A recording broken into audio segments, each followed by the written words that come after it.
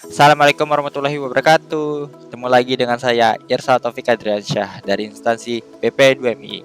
Kali ini saya akan membahas learning journal saya tentang manajemen ASN dan whole of government. Yuk simak video saya. Materi yang pertama yaitu tentang manajemen ASN. Manajemen ASN yaitu pengelolaan ASN untuk menghasilkan pegawai ASN yang profesional, memiliki nilai dasar, etika profesi, bebas dari intervensi politik, bersih dari praktik korupsi, kolusi, dan nepotisme. Jenis-jenis ASN terbagi menjadi dua. Yang pertama ada PNS, pegawai negeri sipil, dan yang kedua ada pegawai pemerintah dengan perjanjian kerja, yaitu P3K. Baik PNS maupun P3K mempunyai hak yang sama. Yang membedakan adalah P3K tidak mendapatkan hak atas fasilitas serta jaminan pensiun dan jaminan hari tua. Materi selanjutnya yang saya pelajari yaitu peran, fungsi, dan tugas ASN. Peran ASN.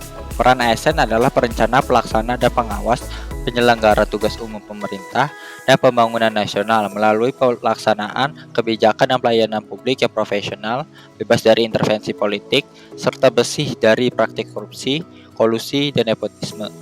Selanjutnya, fungsi ASN.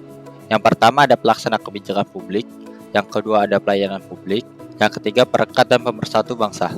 Materi berikutnya yang saya pelajari yaitu Kode Etik ASN. Berdasarkan Undang-Undang Nomor 5 Tahun 2014 tentang aparatur sipil negara, terdapat 12 Kode Etik ASN. Yang pertama, laksanakan tugasnya dengan jujur, bertanggung jawab, dan berintegritas tinggi. Yang kedua, laksanakan tugasnya dengan cermat dan disiplin. Yang ketiga, melayani dengan sikap hormat, sopan, dan tanpa tekanan. Yang keempat, laksanakan tugasnya sesuai dengan ketentuan perundang-undangan. Yang kelima, melaksanakan tugasnya sesuai dengan perintah atasan atau pejabat yang berwenang sejauh tidak bertentangan dengan ketentuan peraturan perundang-undangan dan etika pemerintah. Yang keenam, menjaga kerahasiaan yang menyangkut kebijakan negara. Yang ketujuh, menggunakan kekayaan dan barang milik negara secara bertanggung jawab, efektif, dan efisien. Yang kedelapan, menjaga agar tidak terjadi konflik kepentingan dalam melaksanakan tugasnya. Yang kesembilan, memberikan informasi secara benar dan tidak menyesatkan kepada pihak lain yang memerlukan informasi terkait kepentingan dinas.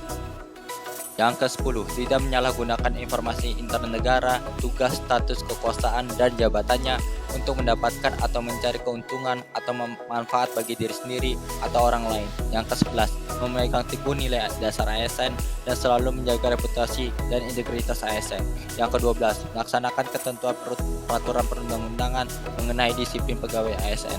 Materi terakhir dari manajemen ASN yaitu sistem merit. Sistem merit didefinisikan sebagai kebijakan dan manajemen ASN berdasarkan pada kualifikasi, kompetensi, dan kinerja yang diberlakukan secara adil dan wajar dengan tanpa diskriminasi. Materi berikutnya yaitu tentang whole of government, yaitu pendekatan penyelenggara pemerintah yang menyatukan upaya-upaya kolaboratif pemerintah dari keseluruhan sektor dalam ruang lingkup koordinasi yang lebih luas guna mencapai tujuan-tujuan pembangunan kebijakan, manajemen program, dan pelayanan publik. Bentuk WOG, yang pertama Integrating Service Delivery, yang kedua koordinasi dan kolaborasi, yang ketiga Integrating Rebalancing Governance, yang keempat Culture Change. Manfaat dari WOG, yang pertama meningkatnya efisiensi, yang kedua meningkatnya sharing informasi, yang ketiga meningkatnya lingkungan kerja, yang keempat meningkatnya daya saing, yang kelima meningkatnya akuntabilitas, yang keenam meningkatnya keterpaduan kebijakan.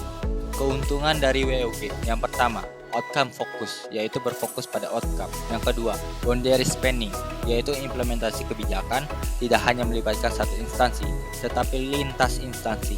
Yang ketiga, strengthening prevention. WOG mendorong pencegahan terhadap masalah yang mungkin berkembang lebih jauh. Yang keempat, enabling. WOG membuat pemerintah lebih mampu menangani tantangan kebijakan yang kompleks. Materi terakhir yang saya pelajari yaitu tentang pendekatan WOG. Yang pertama, penguatan koordinasi antar lembaga. Yang kedua, membentuk lembaga koordinasi khusus. Yang ketiga, membentuk gugus tugas. Yang keempat, koalisi sosial. Sekian dari saya, mohon maaf jika banyak kekurangan dan kesalahan dalam penyampaian saya. Wassalamualaikum warahmatullahi wabarakatuh.